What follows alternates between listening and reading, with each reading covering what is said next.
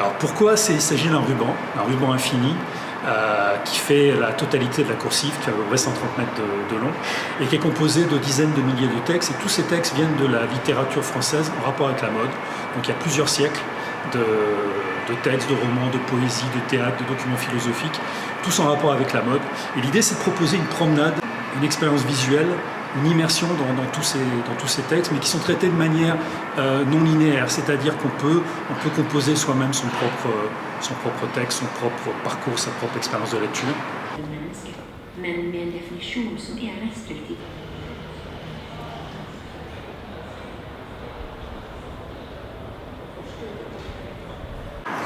Alors c'est les visiteurs de la cité, donc c'est tout public, y compris et surtout le public qui n'est pas celui de l'art contemporain. Et c'est de l'intéresser, de lui faire poser des questions.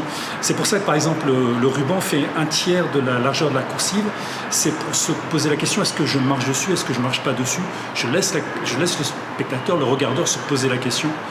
Et chacun bâtit son propre regard. Alors on peut le percevoir simplement comme une expérience, c'est plus facile et plus confortable de marcher sur un tapis vinyle que sur les rambardes de bois, mais on peut aussi se rendre compte, tiens, il y a du texte, tiens, il n'est pas linéaire, tiens, j'arrive à lire, j'arrive pas à lire, tiens, quel est le contenu, et le texte est infini, je peux le lire d'un bout à l'autre. Voilà, c'est d'offrir le maximum d'ouverture pour le public, mais c'est vraiment pour tout type de visiteurs.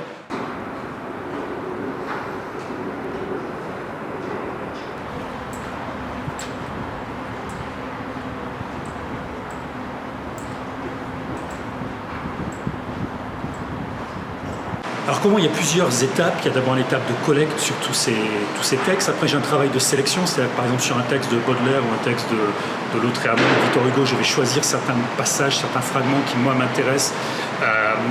Il faut aussi que je fasse une sélection, c'est-à-dire que si je prends le texte in extenso, par exemple Proust en entier, ça va faire qu'une seule ligne de texte. J'ai besoin de rupture pour justement le spectateur puisse rentrer dedans, puisse sortir. Donc je vais faire un travail de sélection, de découpe. Et puis après j'utilise des algorithmes assez simples, organiques, qui les font se reproduire des centaines de fois, des milliers de fois à différentes échelles. Et puis après c'est assemblé, c'est imprimé, c'est posé. Donc c'est un processus en plusieurs étapes.